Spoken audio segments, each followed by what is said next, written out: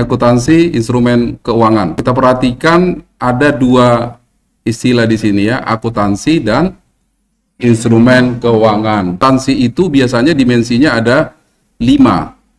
Ya, dimensinya ada 5. Pertama adalah tentang pengakuan, kedua adalah tentang pengukuran, yang ketiga tentang penilaian, dan yang keempat pengungkapan. Nah, pengakuan artinya kapan kita catat, itu biasanya pengakuan. Kapan kita catat, ini masalah timing. Nah, masalah akuntansi biasanya di situ. Yang lihat bukti transaksi, ya, pembelian, biasanya dicatat kapan itu? Kapan dicatat? Kapan kita akui sediaannya, asetnya bertambah, dan kasnya berkurang. Itulah masalah pengakuan.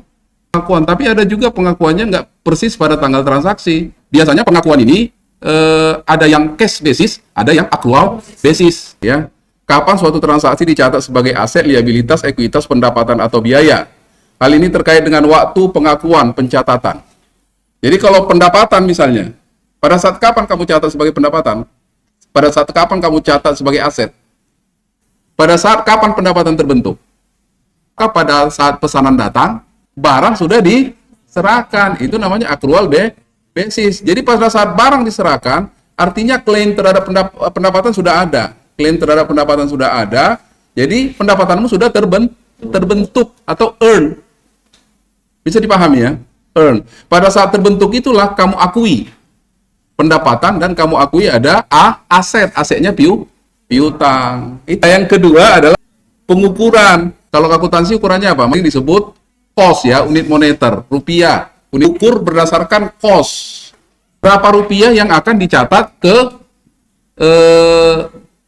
laporan keuangan, jurnal. Beli mesin ke Jalan Gatot Subroto.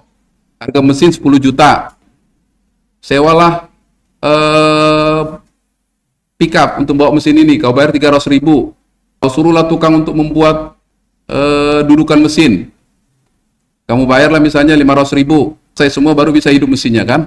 Baru bisa cari duit dia. Jadi berapa kos mesin? Nah, itu pengukuran. Berapa kos mesin? Berapa kosnya sampai siap digunakan? 10 juta 8. Nah, itu pengukuran. Tapi ada biaya-biaya di luar faktur yang memang harus dimasukkan atau dikapitalisasi sebagai aset. Itu adalah masalah pengukuran. Ini juga berlaku juga nanti di instrumen keuangan. Ya. Kemudian penilaian. Penilaian ini apa? Ini juga penetapan kos, mirip-mirip ini pengukuran sama penilaian. Tapi pengukuran pada saat transaksi terjadi. Penilaian pada saat mana? Ya, pada akhir periode ketika laporan keuangan akan disusun, baru dinilai. Kemarin kita pelajari itu di aset tetap kan disediakan ada menggunakan lower of cost or not net realizable value. Aset tetap juga ada. Ya, aset tetap juga ada. Impairment penurunan nilai. Itu adalah masalah penilaian. Jadi artinya kalau misalnya kamu catat pada awal tahun misalnya 10.800.000, belum tentu nilainya itu tetap 10.800.000 pada akhir periode. Itu banyak kita lakukan pada satu waktu instrumen keuangan. Ya. Nah, penyajian apa ini? Nah, artinya kalau penyajian ini juga tidak bagus, orang tidak bisa terbantu membaca laporan keuangan. Nah, biasanya ini terkait dengan klasifikasi akun. Apakah dicatat sebagai aset, liabilitas, ekuitas, atau biaya, atau bisa juga apakah masuk jangka panjang atau jangka pendek.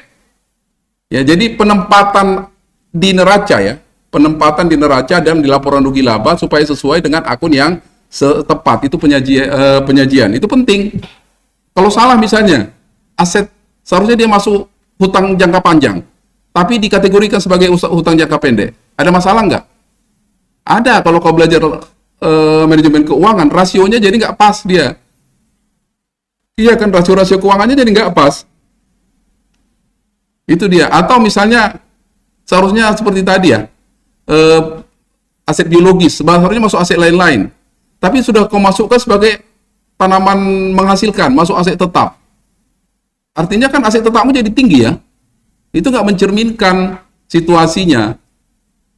Itulah penyajian. Jadi orang yang, kalau penyajian nggak benar, pembaca laporan keuangan dalam hari ini investor dengan kreditur, tidak akan memperoleh informasi yang relevan dia. Ngerti ya? Itu pentingnya tentang penyajian. Pengungkapan. Artinya kalau kita perhatikan, laporan keuangan itu sangat transparan ya. Sangat transparan. Ya, kalau laporan keuangan yang disusun berdasarkan etika, dia transparan. Tapi kalau kamu misalnya perusahaannya sudah terbuka atau listing di Bursa Efek, kamu bisa akses itu. Ya, akses itu. Jadi coba nanti ambil satu laporan keuangan, baca-baca gitu di catatan laporan keuangannya. Dari situ kau tahu siapa pemegang sahamnya, gimana kebijakan akuntansi, itu transparan sekali. Termasuk juga misalnya kasnya dibikin di situ 10 triliun gitu kan. Kita kan nggak tahu itu apa-apa aja. Itu bisa kamu lihat di catatan atas laporan keuangan. Banknya berapa, cash on hand-nya berapa, kas kecilnya berapa, ya, terus berapa nggak yang ditahan, itu nampak semua di situ. Itulah catatan atas laporan keuangan. Jadi kalau bicara kita tentang akuntansi, pasti dimensinya adalah kelima hal ini. Pengakuan, pengukuran, penilaian, penyajian, dan pengungkapan. Nah, sekarang kita masuk ke instrumen keuangan. Barang apa lagi nih kan? Kita lihat instrumen keuangan. Jadi instrumen keuangan itu adalah kontrak. Ingat ya, kontrak. Kontrak. Ya sederhananya kontrak, ya udah. Tapi kontrak yang bagaimana? Menimbulkan atau meningkatkan aset keuangan. Kontrak itu, kalau tahu kau kontrak itu berarti hubungan baik lisan maupun tertulis ya.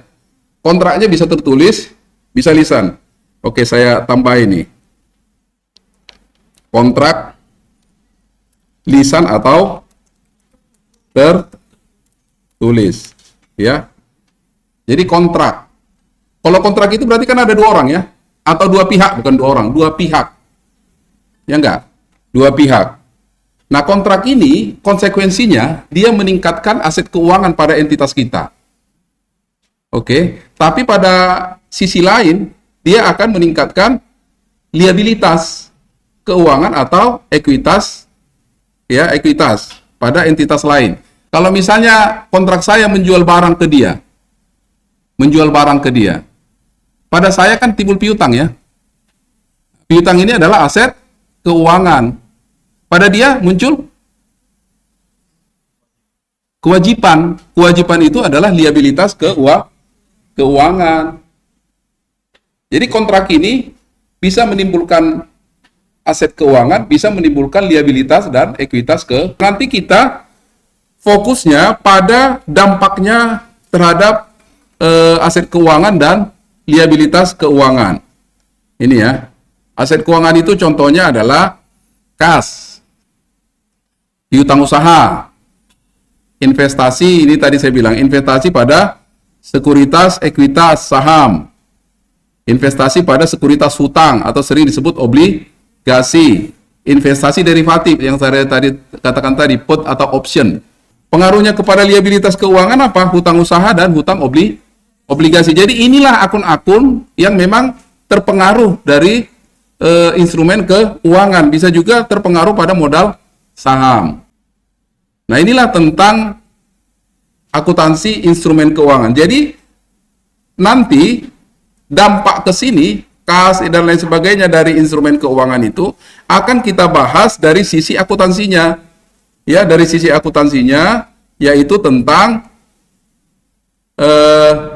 pengakuan, pengukuran, penilaian, penyajian dan pengungkapan.